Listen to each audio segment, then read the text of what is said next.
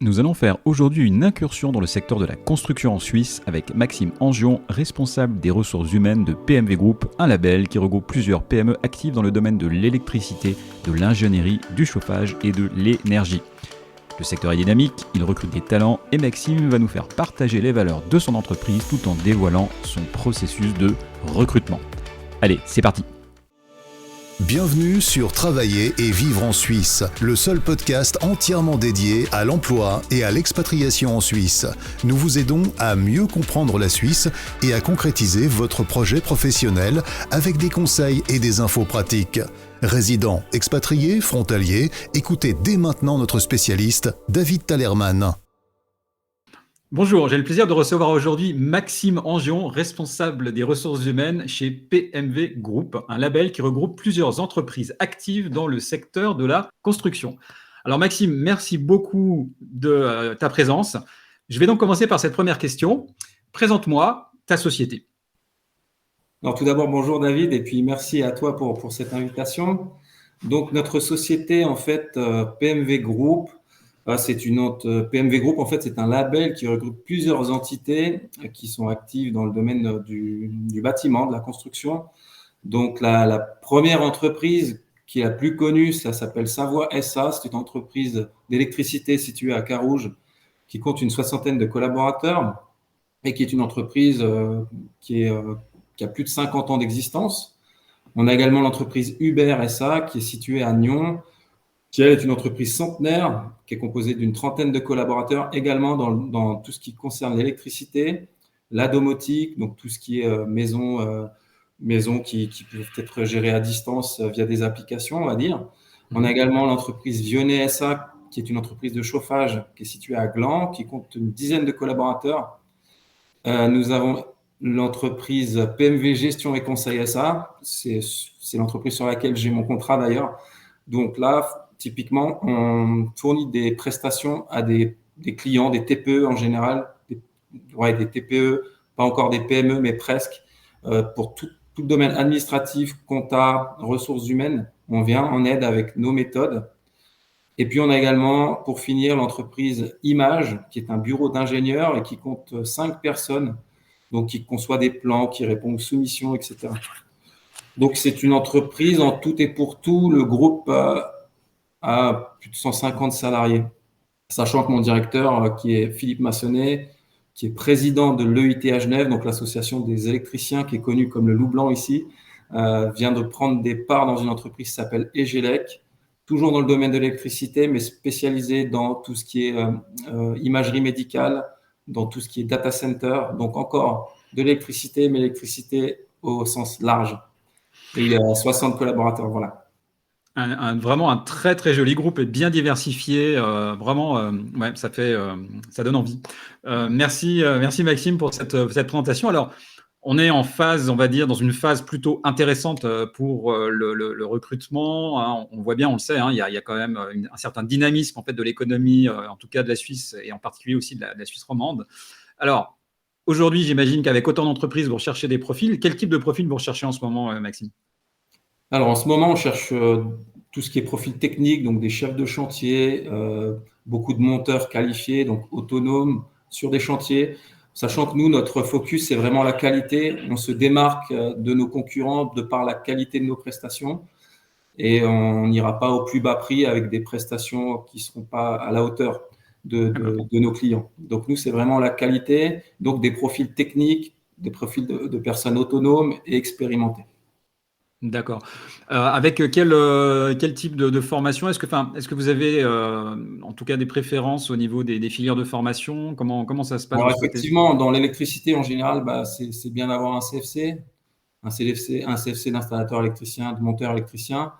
À défaut, vu qu'on a quand même beaucoup, on est à côté de la frontière, on a beaucoup de personnel frontalier, on prend aussi des bacs pro, tout ce qui est bac pro électricité en France. D'accord. Et puis des gens qui ont de l'expérience en Suisse, puisque les normes entre la Suisse et la France, elles sont différentes. Donc, une personne qui a 5 ans d'expérience en Suisse, mais qui a un bac pro, ça joue bien aussi. Ok, extra. Ouais, d'accord, merci. Oui, donc là, aussi comme beaucoup d'entreprises, hein, la nécessité finalement d'aller recruter aussi un petit peu à l'extérieur, entre guillemets, parce que j'imagine le marché ne répond pas toujours en termes de ressources, hein, c'est ça? Oui, complètement. On est obligé, de toute façon. Et puis, oui, on est vraiment obligé de trouver des travailleurs frontaliers puisqu'on on pourrait pas le faire qu'avec des résidents. C'est une évidence, ouais. Ouais, c'est bon, c'est le problème. Enfin, le problème ou l'avantage, ça dépend de quel côté on se place, en fait, je dirais, de pas mal de secteurs d'activité, quoi qu'il en soit. Merci. Alors, aujourd'hui, Maxime, par quels canaux tu recrutes? Comment tu recrutes, en fait? Pour te trouver sur ton chemin, pour trouver Maxime Angion sur son chemin quand on est quelqu'un qui recherche un emploi, comment faut faire? Alors moi, je suis très addict à LinkedIn. Donc, en général, mes posts, je vais les mettre sur LinkedIn, les posts que j'ai ouverts. Mhm. Et sinon, à défaut, on recrute beaucoup, nous aussi, par de l'intérim pour tout ce qui est maladie de nos collaborateurs ou des absences qu'on doit tout de suite remplacer. Donc, on fait beaucoup appel à des agences temporaires. Et donc là, on a l'habitude de travailler avec des agences temporaires, mais qui sont spécialisées vraiment dans le bâtiment, dont Concept Emploi, BM Emploi, voilà, des agences comme ça qui sont vraiment spécialisées emploi, technique emploi. Enfin, je n'ai pas envie d'en oublier pour pas les vexer, mais on passe vraiment avec des agences qui sont spécialisées. Les grosses agences du genre Adecco, Manpower, Randstad, c'est pas forcément des agences avec lesquelles nous, on va travailler. Ok, d'accord. Donc alors, les réseaux sociaux avec LinkedIn, les cabinets de recrutement, les agences en tout cas de placement, et puis c'est déjà pas mal. Puis le bouche à oreille, c'est ce qui marche le mieux, mais voilà, ça c'est pas un canal de recrutement, c'est le meilleur canal de recrutement en tout cas. Oui, c'est un vrai canal, enfin en tout cas si je me permets, hein, c'est un vrai canal de recrutement et je suis d'accord avec toi, en général c'est celui qui marche le mieux et qui est paradoxalement le moins utilisé par les candidats, malheureusement. Ouais. Alors, si on doit parler d'une personne qui arrive chez toi, en fait, dans l'une de vos sociétés, en fait, c'est quoi le parcours de recrutement chez vous? Alors en fonction, alors il y a tout dépend du métier, mais il y a plusieurs étapes, je dirais. Enfin chez nous, chez Savoie, vous pouvez, ou chez Uber, en tout cas dans le groupe, vous pouvez très bien rentrer par de l'intérim en faisant une mission qui va durer plus de 3 mois et on vous engage en fixe derrière. Donc là, ça veut pas forcément, ça veut dire qu'on a confiance aussi aux agences de placement en ce qu'ils nous envoient. Et à partir de là, on va pouvoir nous engager derrière. On va pas forcément recevoir le candidat. Par contre, si c'est vraiment un recrutement, je dirais vraiment interne, là, bien, on va faire du recrutement classique, c'est-à-dire qu'on va poser une annonce, on va recevoir les CV, on va appeler les candidats, on va les recevoir dans un premier entretien, soit avec le chef de projet pour les profils de monteurs, soit aussi avec mon directeur. Et il peut aussi y avoir une deuxième phase si mon directeur, M. Massonnet, n'est pas présent à la première pour valider le tout. Mais on reste somme toute sur du recrutement classique. Et puis voilà, avec des questions classiques aussi, on est vraiment là pour voir les gens sous leur meilleur jour. On n'est pas là pour poser des questions pièges. Et voilà. Et l'avantage aussi du bâtiment, je dirais, par rapport à d'autres domaines, c'est qu'on n'est pas, on peut se dire les choses clairement. Il y a beaucoup moins de filtres que dans d'autres domaines, en tout cas. Ouais, oui, je suis assez d'accord, je connais un tout petit peu le secteur. Alors, tu as dit un truc intéressant, tu as dit que finalement, ton patron participait donc au recrutement. Donc ça, c'est assez important et à mon avis intéressant de le savoir. Et du coup, ça veut dire que vous les recevez les candidats en même temps ou alors ça se fait ça se fait en tout cas l'un après l'autre. C'est comment en fait? Quel est le process? Alors, en général, moi, je suis présent sur les deux étapes, on va dire. Ok. La première avec le chef de projet, on fait toujours des entretiens à deux, et puis la seconde, je vais être avec mon directeur lors de l'entretien. Mais disons que la première partie, pourquoi vous êtes parti de cette entreprise, etc. Racontez-moi votre parcours. Je l'aurais déjà ficelé cette première partie finalement. Donc là, mon directeur, il va vraiment se concentrer sur notre business, vraiment faire comprendre à la personne quel est notre business, notre vision. Notre directeur, il est très proche. On reste quand même une entreprise familiale. Il est très proche de ses employés. Pour te donner une idée, c'est régulièrement qu'il va manger sur les chantiers avec nos monteurs pour manger une raclette, pour manger un tagine, ce que tu veux. Il est voilà, c'est quelqu'un de très, comment dirais-je, très Oui, avenant, très bienveillant, donc qui est très proche de ses employés. Donc forcément, il arrivera toujours pour valider la personne. excellent. Il aura toujours un discours clair. Quand ça va bien, il va te le dire. Quand ça va mal, il va te le dire aussi. Et ça, c'est très, très intéressant. Et puis, je pense aussi au niveau du recrutement, tu sais tout de suite où tu vas mettre les pieds en venant chez PMV. Tu sauras tout de suite où tu vas. Hmm. Ouais, ça c'est vraiment les proches, quelqu'un de proche du terrain. Ouais, c'est extra. Non, c'est ouais, très sympa. Alors tout à l'heure tu l'as évoqué, LinkedIn, tu l'utilises beaucoup. Pourquoi c'est important pour toi finalement LinkedIn? Qu'est-ce que ça t'apporte pour ton recrutement? Alors LinkedIn, déjà, ça me permet aussi de nous, en tant qu'entreprise, d'asseoir notre marque employeur quelque part. Donc d'avoir nos employés qui se retrouvent sur cette marque, qui partagent nos posts, qui les valident, qui les likent, qui nous amènent aussi des posts qui montrent le beau travail que l'on fait. Ça reste un métier manuel. Il y a des belles choses. L'avantage de l'électricité, c'est que tu es là au début de la construction jusqu'à la fin. C'est le seul corps de métier qui est présent du début à la fin. Donc c'est un beau métier. C'est bien de le valoriser. Donc LinkedIn permet aussi de valoriser. Donc ça, c'est une première chose. La deuxième chose, eh bien, c'est aussi de se faire un groupe avec des contacts, un réseau. Et puis, je dirais la troisième chose, c'est effectivement pour moi, pour recruter, pour poser des annonces, montrer qu'on est attractif. En général, je ne recrute pas pour le même poste. Je n'ai pas un gros turnover dans les entreprises.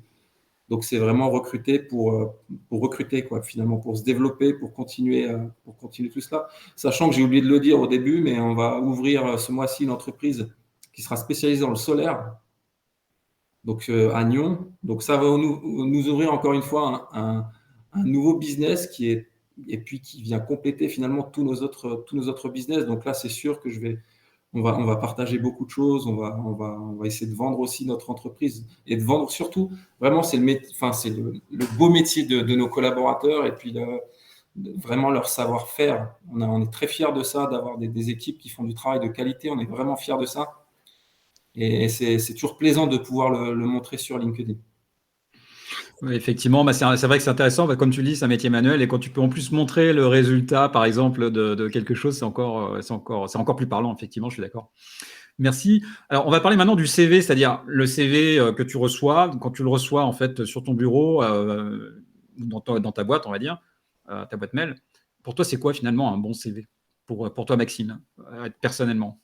Pour moi, un bon CV, c'est un CV qui va à l'essentiel et je sais ce que la personne a fait et je sais où elle veut aller.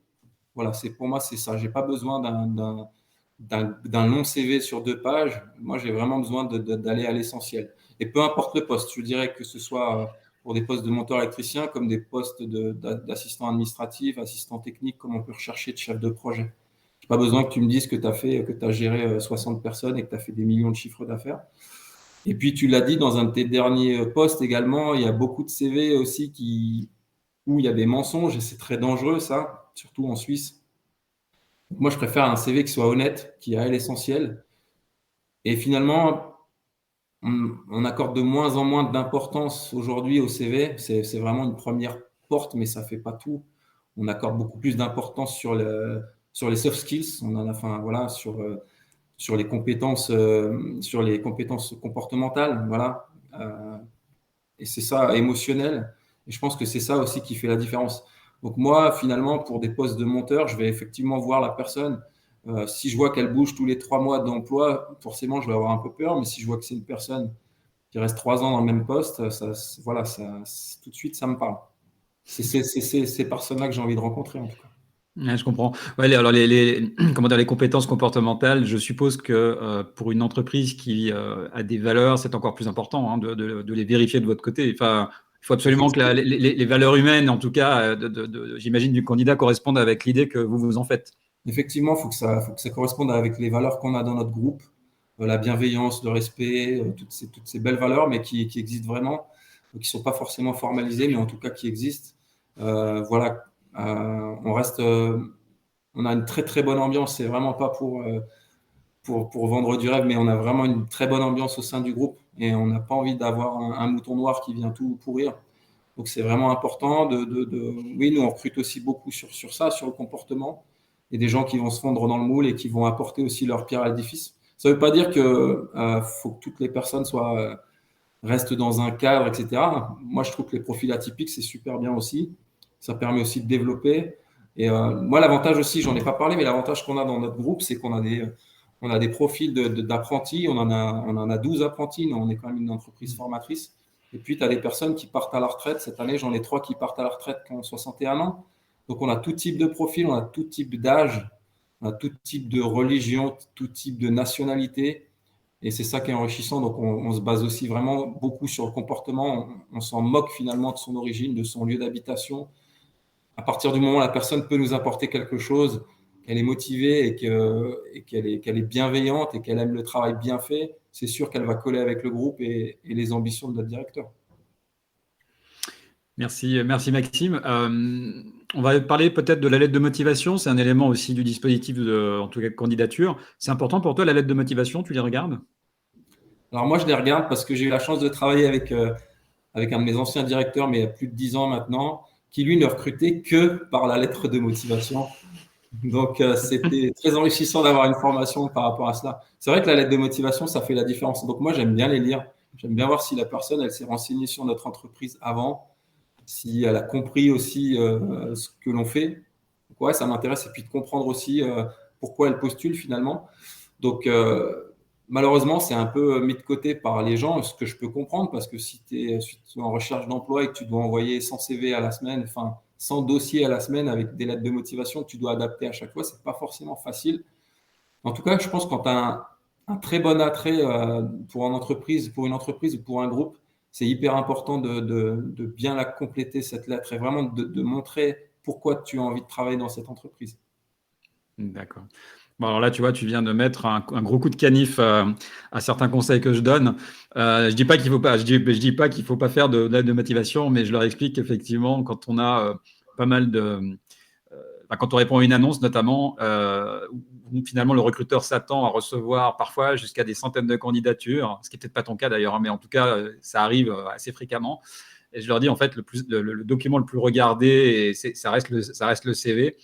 Mais du coup, je vais tenir compte de ce que tu viens de dire et peut-être moduler un peu mes propos pour la prochaine fois.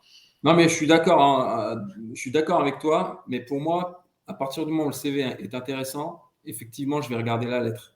Et Ouais. c'est la lettre qui fera la différence. Si j'ai sélectionné 20 dossiers, c'est la lettre qui va faire la différence pour moi.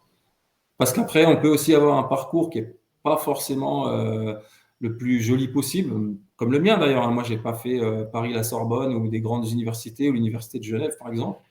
Je n'ai pas un parcours de rêve. Mais je pense justement c'est la lettre de motivation qui va te permettre de te différencier par rapport à ce parcours, de montrer le pourquoi du comment et surtout pourquoi tu as envie d'aller dans cette entreprise. Alors forcément, pour des monteurs électriciens, voilà, je te dirais, il y a tellement de… Le candidat, il est roi finalement. Demain, il trouve un emploi dans 5 entreprises différentes. Il n'a pas forcément besoin. Mais si on était dans un marché d'employeurs et non pas d'employés, ça serait différent. Bien sûr. Effectivement, alors, non, merci en tout cas pour ce retour d'expérience. Tout à l'heure, tu as dit que le candidat idéal, en fait, était peut-être un candidat avec des diplômes, etc. Mais effectivement, je pense que sur le marché suisse, ce n'est pas forcément le critère. C'est peut-être le critère de certains pays, peut-être la France, mais ce n'est pas le cas, en tout cas, c'est effectivement pas le cas en Suisse. Comment se déroule, alors, en quelques mots, en fait, comment se déroule un entretien de recrutement avec toi, Maxime? Bien, non, on reçoit la personne, voilà, on la met à l'aise, comme je t'ai dit. Nous, le principal, c'est vraiment de la voir sous son bonjour. Donc, toujours proposer un café, un verre d'eau, enfin la base de l'accueil finalement, vraiment pour que la personne soit à l'aise. Moi, ce qu'on m'a toujours appris dans le recrutement, c'est de vite se présenter et de vite laisser la parole à la personne. Parce que plus tu attends, plus tu stresses, plus tu paniques et moins on te voit sous ton bonjour. Donc en général, un entretien de recrutement chez PMV Group, je me présente rapidement, la personne à côté de moi se présente, on présente vraiment, mais très rapidement l'entreprise ou le groupe et on laisse tout de suite la parole à la personne. Elle nous raconte son parcours et elle est soulagée. Finalement, c'est une partie qu'elle maîtrise puisqu'elle parle d'elle. Donc, si elle a préparé son entretien avant, ça va vraiment bien se passer. En tout cas, on essaie vraiment de la mettre le plus à l'aise possible. Et puis après, on échange par rapport à nos attentes, par rapport aux questions qu'on peut avoir quand on lit le CV ou quand on lit la lettre. Et puis, il y a un échange qui se fait. Et puis, en général, on sait tout de suite, hein. Enfin, on sait tout de suite s'il y a une deuxième étape ou si ça s'arrête là. Ok. Oui, on sent quand même vraiment beaucoup, et ça, c'est vraiment intéressant, le côté humain et là, la force de la marque employeur, pour le coup. Donc ça, c'est Ça se sent vraiment. C'est une évidence. Il faut être bienveillant. Déjà, quand on travaille dans les ressources humaines, si on n'est pas bienveillant, pour moi, on n'a rien à faire dans ce métier. Donc, ce qu'on souhaite, c'est vraiment avoir les gens sous leur meilleur jour. Et même quand ils sont employés chez nous, si c'est pour tirer la tronche toute la journée, non. Plus tu seras dans le bien-être, plus les gens ils auront un sentiment d'appartenance, plus ils seront productifs. Enfin, c'est que du plus finalement. Et finalement, on passe plus de temps au travail qu'avec sa femme ou sa famille ou ses enfants. Donc autant le faire en étant bien, quand on se sentant bien. Ouais, bien sûr, ouais, c'est très sage parole. Alors, pour peut-être juste résumer tout ça, le candidat idéal pour toi, Maxime, c'est qui? C'est quoi le candidat idéal? Il ressemble à quoi? Bon, idéalement, il faut qu'il ait de l'expérience en Suisse. En tout cas, pour nos profils d'installateurs électriciens, il faut avoir de l'expérience en Suisse. C'est pas qu'on veut, je pense qu'on a 70% de frontaliers, mais on veut des gens qui ont de l'expérience en Suisse parce que les normes sont différentes. On veut des gens qui soient débrouillards, qui puissent être autonomes, qui ont envie de s'investir pour un groupe. Et puis voilà, toutes ces soft skills qui soient bienveillants, qui est de l'entraide. Nous, on a beaucoup d'entraide aussi, parce que pour te donner un exemple, si tu as 3 chantiers sur un même secteur et que l'un des monteurs a besoin d'une aide, il va appeler son collègue sur le chantier d'à côté et il va venir tout de suite. Nous, c'est ça aussi, c'est l'entraide. On est vraiment pour moi, on est sur les soft skills. À partir du moment où tu as ton bac ou ton CFC et puis que tu as 5 ans d'expérience, le reste, c'est que du soft skills. Merci, merci Maxime. Est-ce que tu as une anecdote amusante à nous raconter sur le recrutement? Est-ce qu'il y a eu quelque chose qui a retenu ton attention, quelque chose un peu drôle? Alors oui, dernièrement, j'ai fait un entretien avec un chef de projet qu'on vient de faire progresser à l'interne, donc qui était chef de chantier. Donc là, il est passé chef de projet.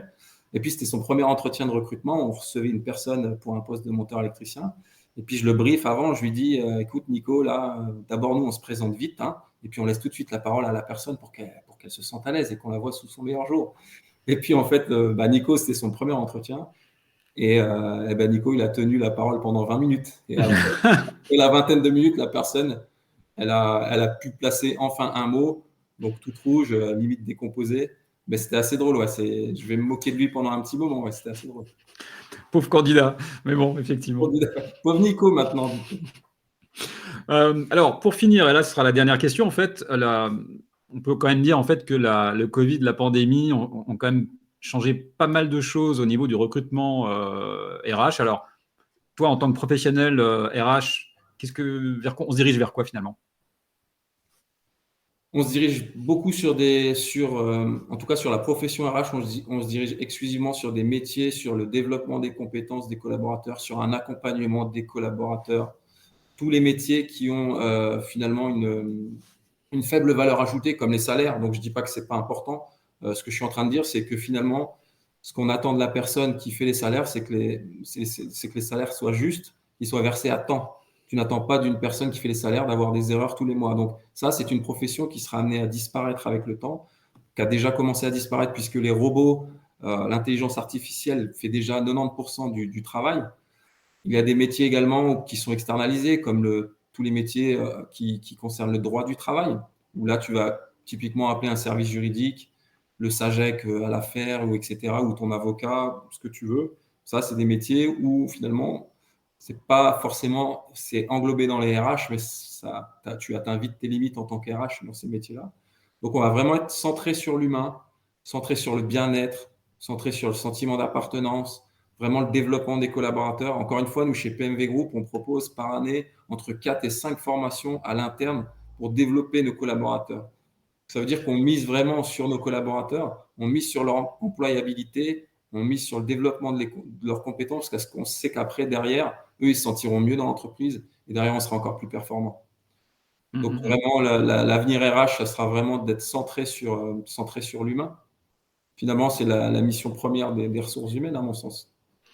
Oui, alors bravo, hein, franchement bravo, parce que c'est un vrai enjeu, et moi je ne fais que partager en fait tout ce que tu dis, et tu l'as pas dit comme ça, mais ça aurait jamais dû changer finalement.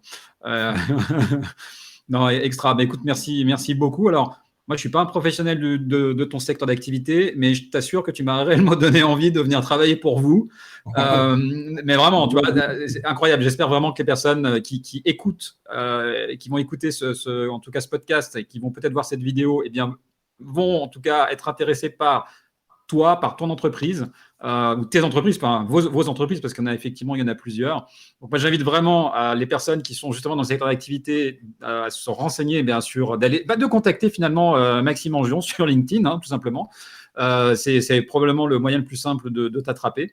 En tout cas, merci infiniment pour cet échange. C'est vraiment très, très sympa de ta part de nous avoir donné justement ta vision des choses, de nous avoir donné aussi la manière en fait dont se passait le processus de recrutement, de tout un tas d'infos. Je pense que ça va être vraiment utile pour les personnes qui nous écoutent. Merci beaucoup. Merci à toi. Merci pour tout. À très bientôt. Au revoir. Merci de nous avoir rejoints pour cet épisode de Travailler et vivre en Suisse. Abonnez-vous à ce podcast et notez-le. Visitez le site www.travailler-en-suisse.ch pour plus d'informations sur le sujet abordé aujourd'hui et pour accéder à encore plus de ressources et d'informations.